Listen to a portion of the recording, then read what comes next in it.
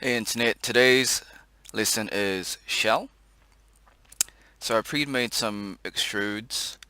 So we'll just go to features, shell, and we'll select 3mm and click on this surface, click the tick, and as you can see, it's already shelled.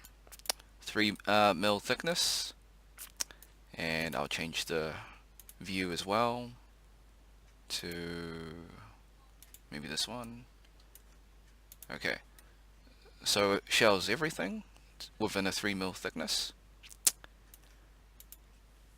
Maybe you don't want to shell everything. Maybe you just want to shell one of the extrudes, in which case I'll just delete the first shell, and maybe you just want to shell this spline extrude.